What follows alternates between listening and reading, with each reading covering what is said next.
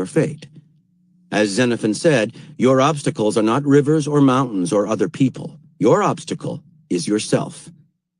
If you feel lost and confused, if you lose your sense of direction, if you cannot tell the difference between friend and foe, you have only yourself to blame. Think of yourself as always about to go into battle. Everything depends on your frame of mind and on how you look at the world. A shift of perspective can transform you from a passive and confused mercenary into a motivated and creative fighter. We are defined by our relationship to other people.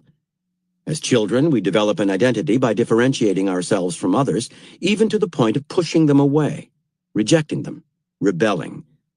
The more clearly you recognize who you do not want to be, then the clearer your sense of identity and purpose will be.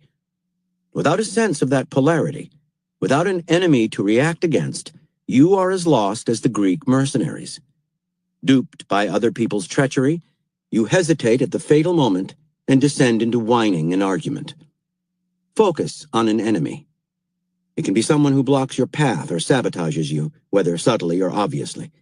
It can be someone who has hurt you, or someone who has fought you unfairly. It can be a value or an idea that you loathe and that you see in an individual or group.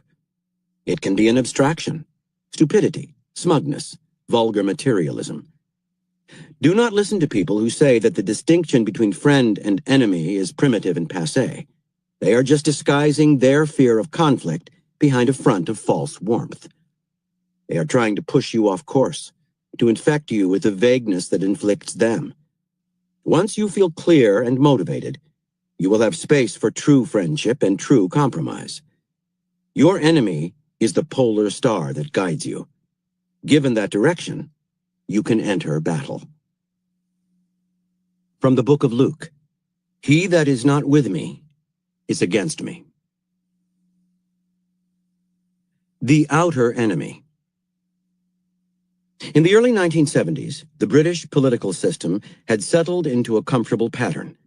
The Labour Party would win an election, and then the next time around the Conservatives would win. Back and forth the power went, all fairly genteel and civilized. In fact, the two parties had come to resemble one another. But when the Conservatives lost in 1974, some of them had had enough. Wanting to shake things up, they proposed Margaret Thatcher as their leader. The party was divided that year, and Thatcher took advantage of the split and won the nomination. No one had ever seen a politician quite like Thatcher. A woman in a world run by men, she was also proudly middle class, the daughter of a grocer, in the traditional party of the aristocracy. Her clothes were prim, more like a housewife's than a politician's. She had not been a player in the Conservative Party.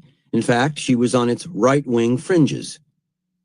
Most striking of all was her style. Where other politicians were smooth and conciliatory, she confronted her opponents, attacking them directly. She had an appetite for battle. Most politicians saw Thatcher's election as a fluke and didn't expect her to last. And in her first few years leading the party, when Labour was in power, she did little to change their opinion. She railed against the socialist system, which in her mind had choked all initiative and was largely responsible for the decline of the British economy. She criticized the Soviet Union at a time of détente. Then, in the winter of 1978 to 79, several public sector unions decided to strike. Thatcher went on the warpath, linking the strikes to the Labour Party and Prime Minister James Callaghan. This was bold, divisive talk, good for making the evening news, but not for winning elections. You had to be gentle with the voters, reassure them, not frighten them. At least, that was the conventional wisdom. In 1979, the Labour Party called a general election. Thatcher kept on the attack, categorizing the election as a crusade against socialism and as Great Britain's last chance to modernize. Callaghan was the epitome of the genteel politician, but Thatcher got under his skin. He had nothing but disdain for this housewife-turned-politician, and he returned her fire.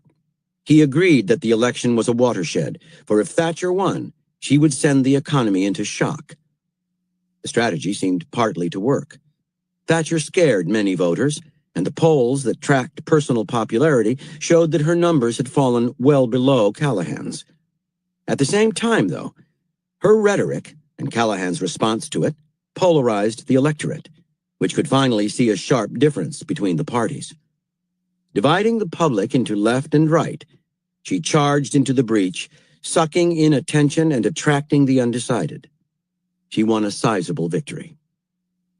Thatcher had bowled over the voters, but now as Prime Minister she would have to moderate her tone, heal the wounds. According to the polls, at any rate, that was what the public wanted. But Thatcher, as usual, did the opposite, enacting budget cuts that went even deeper than she had proposed during the campaign. As her policies played out, the economy did indeed go into shock, as Callahan had said it would, and unemployment soared. Men in her own party, many of whom had by that point been resenting her treatment of them for years, began publicly to question her abilities. These men, whom she called the Wets, were the most respected members of the Conservative Party, and they were in a panic. She was leading the country into an economic disaster that they were afraid they would pay for with their careers. Thatcher's response was to purge them from her cabinet. She seemed bent on pushing everyone away. Her legion of enemies was growing, her poll numbers slipping still lower. Surely the next election would be her last. Then, in 1982, on the other side of the Atlantic, the military junta that ruled Argentina, needing a cause to distract the country from its many problems, invaded the Falkland Islands, a British possession to which, however, Argentina had a historical claim. The officers of the junta felt certain that the British would abandon these islands, barren and remote, but Thatcher did not hesitate. Despite the distance, 8,000 miles, she sent a naval task force to the Falklands. Labor leaders attacked her for this pointless and costly war. Many in her own party were terrified. If the attempt to retake the islands failed, the party would be ruined. Thatcher was more alone than ever. But much of the public now saw her qualities, which had seemed so irritating, in a new light. Her obstinacy became courage, nobility. Compared to the dithering, panty-waisted, careerist men around her, Thatcher seemed resolute and confident. The British successfully won back the Falklands, and Thatcher stood taller than ever. Suddenly, the country's economic and social problems were forgotten. Thatcher now dominated the scene, and in the next 2 elections, she crushed labor. Interpretation. Margaret Thatcher came to power as an outsider, a middle-class woman, a right-wing radical. The first instinct of most outsiders who attain power is to become insiders. Life on the outside is hard. But in doing so, they lose their identity, their difference, the thing that makes them stand out in the public eye. If Thatcher had become like the men around her, she would simply have been replaced by yet another man. Her instinct was to stay an outsider. In fact, she pushed being an outsider as far as it could go. She set herself up as one woman against an army of men. At every step of the way, to give her the contrast she needed, Thatcher marked out an opponent.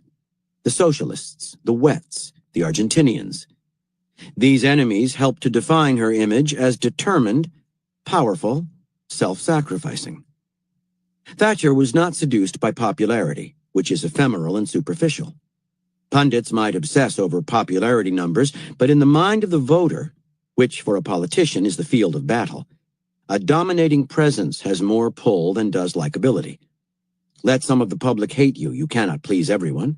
Your enemies, those you stand sharply against, will help you to forge a support base that will not desert you. Do not crowd into the center where everyone else is. There is no room to fight in a crowd. Polarize people, drive some of them away, and create a space for battle. Everything in life conspires to push you into the center, and not just politically. The center is the realm of compromise. Getting along with other people is an important skill.